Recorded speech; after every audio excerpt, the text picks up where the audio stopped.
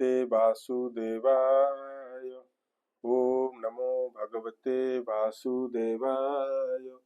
ओम नमो भगवते वासुदेवाय। जय जगन्नाथ। जमदग्नि हत्या परशुराम द्वारा क्षत्रिय संहार तथा विश्वामित्र वंश वर्णना। षोडश अध्याय। षोडशे कार्तवीर्यसूत जमदग्नि को कले हत परशुराम कोप बहि नक्षत्र करिले निक्षेत्र करिले कमहि। श्री शुक उवाच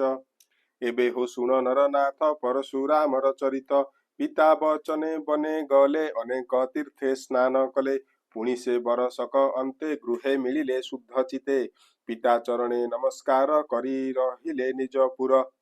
एबे हो सुन नृपमणि रेणुका गले निरआणी गंगार निकटे मिलिले से जले गंधर्वे देखिले। इंद्र कुमर चित्र रथ संगते घेनी नारी जूथ अप्सरा गण घेनी जले क्रीड़ा से करे कुतूहले।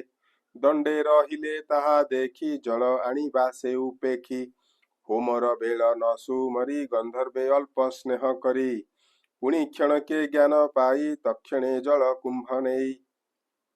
स्वामी की शंका मने कले तक्षणे मंदिरे मिलिले जल कलश यज्ञ घरे थोइले मुनिक गोचरे अंजलि करी बेनी करे रेणुका रहे यज्ञ घरे। रेणुका मुख चाही मुनि प्रचंड कोपे जमदग्नि जानिले गंधर्वर मेले मन कल्पिला गंगा जले पुत्रंकु कोपो मुखे राई बोइले शिर छेद नेई गंधर्व देखी एहा मन कल्पिला ताहार संगम स्वभावे दुष्टा नारी एही एहार बदन न चाही से पुत्रे मातृस्नेह कले मातार शिर न छेदिले अधिक कोपो भर होई बोले परशुरामे चाही माता सहिते तिनी भाई कुठारे शिर छेद नेई। से राम पिता गुण जाने तप समाधि परिबाणे तक्षणे प्रहारी ठाक कुठार छेदिले माता भ्राता शिर देखिण मुनि तोष होई परशुराम मुख चाही बोइले बर देवी तोते जे बांछा कल्प तोरोचिते। तक्षणे पिता पादे पड़ी राम बोलंती कर जोड़ी भोतात बर देव जेबे ए सर्वे जीवन पाइबे शिर लागिब जेझा कंध मने नथिब तांक वध अस्तु बोइले तपोधन से सर्वे पाइले जीवन निद्रित जन निद्रा अंते शरीर संभाले जेमंते पितार तपोबल जानी माता भ्रातांक मुंड हाणी एमंते करी घोर कर्म राम रखिले निज धर्म रामर अंग संग तुले मरणु समस्ते बंचिले भाई की घेनी एक दिने राम जे गले तपोवने तप आरंभी जोगो ध्याने निश्चले बसिले आसने ताहांक ध्यान देखी बने पशु पतंग कीट माने भय शबद न करंती एबे हो सुन नरपति सहस्राजुनर कुमरे पितार मरण र काले भाजी जे थिले भय चित्ते से पुणी मिलिले एकांते मने सुमरी जमदग्नि संगे अनेक बल घेनी छिद्र उंडीण से बेभारे रात्रे मिलिले अंधकारे हृदय सुमरी घोरोतम रुधिले मुनिकर आश्रम मुनि जे थिले यज्ञशाले विष्णु चरण पूजा काले बैरी साधिबार रोषे बंधन कले दृढ़ पासे रेणुका रख रख बोले पड़िला तांक पाद तले रेणुका वचन न शुणी तीक्ष्ण खड़गे मुंड हाणी तक्षणे गले निज पुरी धन संपद जुर करी रेणुका दुख शोको भरे रोदन कला उच्च स्वरे शिर हृदय कर ताड़ी कांदई भूमि गते पड़ी उच्चे डाकई राम राम भोपुत्र आस तु आश्रम संगते घेनी तिनी भाई भोपुत्र बेगे आस धाई माता रोदन वायु बळे शुभिला राम कर्ण मूले हे राम राम बाणी शुणी समाधिते जीविरमणि भाईंक संगे बेगे धाई मिलिले निजाश्रमे जाई यज्ञ भुवने चारि भ्रात देखिले जमदग्नि हत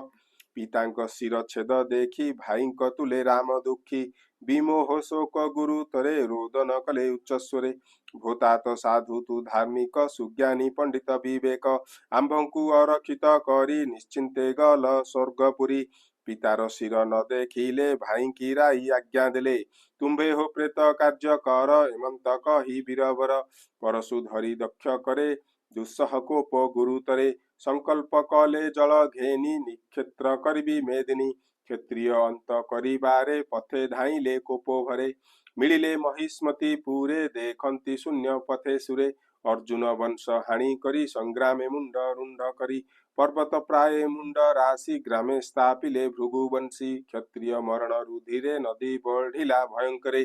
ପିତୃତର୍ପଣ କରି ବିଧି ନଦୀରେ ସେହୁ ବନ୍ଧ ବାନ୍ଧି ସ୍ଥାପିଣ କୁରୁକ୍ଷେତ୍ର ଦେଶେ ପୁଣି ଧାଇଁଲେ ମହାରୋଷେ ତ୍ରିସପ୍ତବାର ମୋହି ଭ୍ରମି କୋପେ ନୋହିଲେ ପଥଶ୍ରମୀ କ୍ଷତ୍ରିୟ ଗଣ ଧରି ହାଣି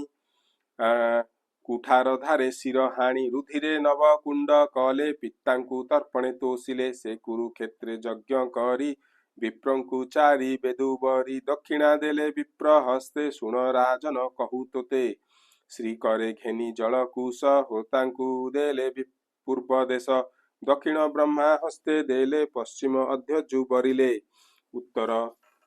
ଉଦଗାତା ହସ୍ତେ ପ୍ରଦାନ କଲେ ସେ ପ୍ରଶସ୍ତେ ବେଦ ଉଚ୍ଚାରି ଚାରି କୋଣେ ଦେଲେ ସେ ଅନ୍ୟ ଯେ ବ୍ରାହ୍ମଣେ ମଧ୍ୟକୁ କୁରୁକ୍ଷେତ୍ର ତୁଲେ କଶ୍ୟପ ହସ୍ତେ ରାମ ଦେଲେ ଏ ଆର୍ଯ୍ୟବର୍ତ୍ତ ପୁଣ୍ୟ ଭୂମି ଉପଦ୍ରେଷ୍ଟାଙ୍କୁ ଦେଲେ ସ୍ୱାମୀ ସଭାପତିଙ୍କି କରି ତୋଷ ଅପରେ ଦେଇ ଅବଶେଷ ତାପରେ ସରସ୍ୱତୀ କୂଳେ ଯଜ୍ଞା ବବୃଥ ସ୍ଥାନ କଲେ ସେ ନଦୀ ସେ ବ୍ରହ୍ମ ନଦୀ ଜଳେ ପଶି ରବିର ତେଜ ପ୍ରାୟ ଦିଶି ସେ ଯଜ୍ଞ ପୂର୍ଣ୍ଣେ ଯମଦଗ୍ନି ଜ୍ଞାନ ଲକ୍ଷଣ ଦେହ ଘେନି ସପ୍ତ ଋଷିଙ୍କ ମଧ୍ୟରେ ଧାମ ସ୍ଥାପିଲେ ତାଙ୍କୁ ପରଶୁରାମ ସେ ରାମ କମଳ ଲୋଚନ ସ୍ୱଭାବେ ଭୃଗୁର ନନ୍ଦନ ଭବିଷ୍ୟ ମନନ୍ତର କାଳେ ବ୍ରହ୍ମ ବିସ୍ତାରେ ଯୋଗ ବଳେ ସିଦ୍ଧ ଗନ୍ଧର୍ବେ ସ୍ତୁତି କଲେ ମହେନ୍ଦ୍ର ପର୍ବତେ ରହିଲେ ଏମନ୍ତେ ଭୃଗୁ ବଂଶେ ହରି ନର ଶରୀରେ ଅବତରି ଦୁଷ୍ଟ କ୍ଷତ୍ରିୟ ନାଶ କରି ହିଳେ ଧରଣୀ ଭାରା ହରି ଗାଧୀର ପୁତ୍ର ହୋଇ ଜନ୍ମ ସଂସାରେ କଲେ ଯେତେ କର୍ମ କ୍ଷତ୍ରିୟ କର୍ମ ଏ ଶୟରେ ତେଜିଲେ ତପସ୍ୟାର ବଳେ ବ୍ରହ୍ମ ବର୍ଚସେ ଶ୍ରଦ୍ଧା କଲେ ବିଶ୍ୱାମିତ୍ର ସେ ବୋଲାଇଲେ ବିଶ୍ୱାମିତ୍ରର ଶତପୁତ୍ର ସେହୁ ଜନ୍ମିଲେ ସପ୍ତଗୋତ୍ର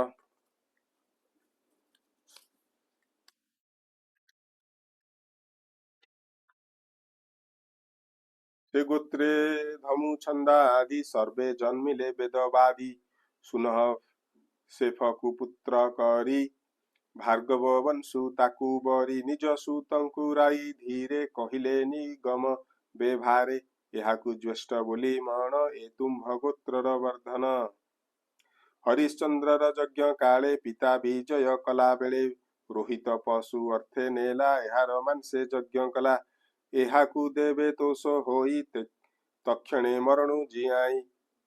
ହୋଇଲେ ମୋ ପୁତ୍ରଙ୍କ ମେଳେ ଦେବରାତ ତା ନାମ ଦେଲେ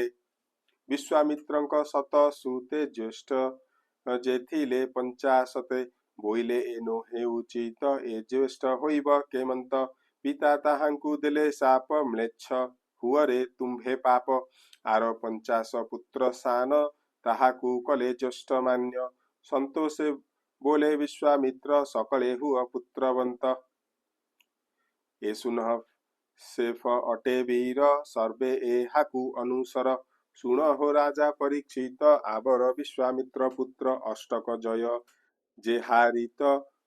କ୍ରତୁ ମତାଦି ଥିଲେ ସୁତ ଏରୂପେ କୌଶିକ ଗୋତ୍ର